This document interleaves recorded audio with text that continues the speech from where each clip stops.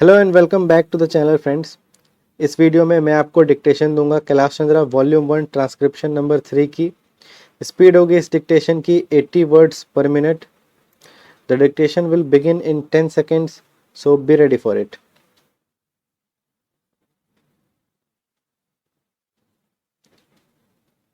5, 4, 3, 2, 1, start. I am thankful to you for having given me this opportunity long last to say a few words on the budget. Already much has been said, and I think the finance minister has come in for his share of congratulations as well as criticisms. So there is not very much to say, but I should like to say a few words. The increased development expenditure and the absence of any new taxation has earned for the budget a good response even from the businessmen. I especially welcome the relief given to the middle classes by raising the exemption limit of income tax in respect of personal income. No doubt this is some relief to the middle classes, but I would request the finance minister if he could to raise this exemption limit from rupees 4,000 to rupees 6,000, as that would give substantial relief to the middle classes. I am indeed glad that the Taxation Enquiry Commission has been appointed with Dr. John Mathai as the chairman, and I am sure that many of the vexed problems may be solved through this commission. At the same time, I would request the finance minister to put off the state duty bill for the present, since this enquiry commission has been appointed and they may go into this question. For I feel that it is not an opportune moment to put on more taxes on the people. Already, as Mr. Gadgil has pointed out, there are so many taxes on the people. The people are overburdened by taxes and they are just trying to recover their stability. So, in regard to state duty, I would ask him to consider about it.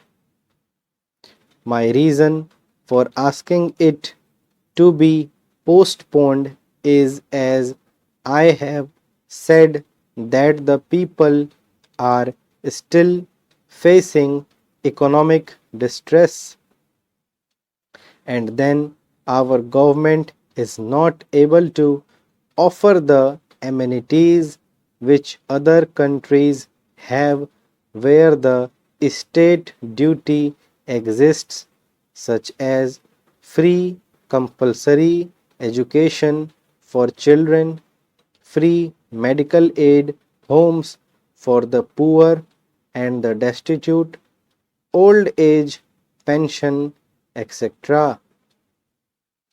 So, my humble suggestion is that this point may be considered by the Taxation Inquiry Commission.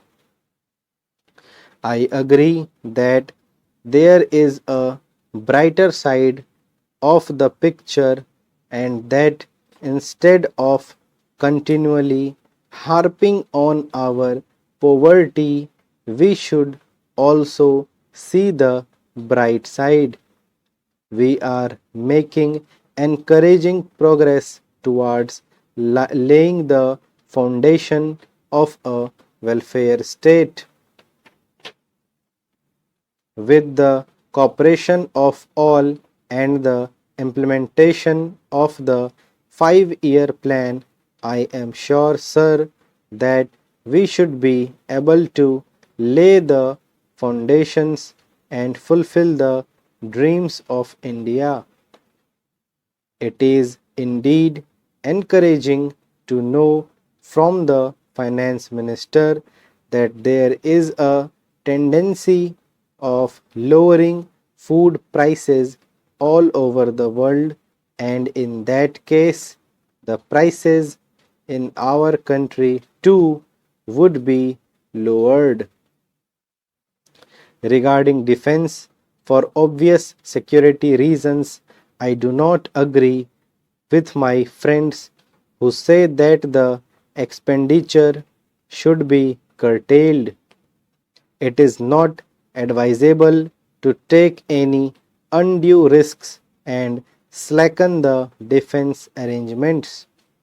Indeed, defense is one of our valuable assets, although strange to say, there seems to be adverse opinion in some quarters. I agree with what General Cariappa once said, that God and army are remembered only when there is trouble. The army consists of the most disciplined and loyal set of young men. It would not be proper to effect economy in the pay of these brave officers, as it would not be an incentive for the right type of young men to join the army, and it would become ineffective and inefficient. I believe already officers who were drawing rupees 1400 as their pay are now getting only rupees 700 and about 100 as allowance. That is, they are getting about half of what they were getting before. It is very hard for those officers on field duty to establish separate establishments for their families and for their children, and I would especially appeal to the finance minister to see that the families' allowances may be restored to those officers who are on field duty.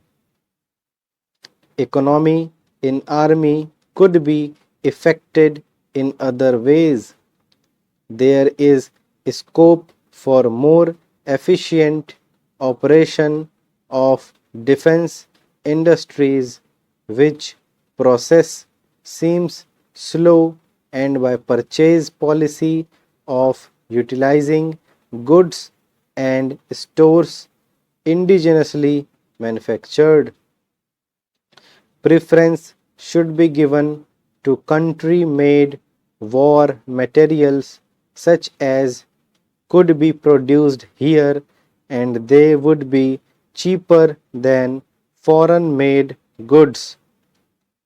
I may also suggest that the armed forces who are not on field service or under any operational commitments could be utilized for giving military training to the youths in schools and colleges, which would teach discipline and loyalty.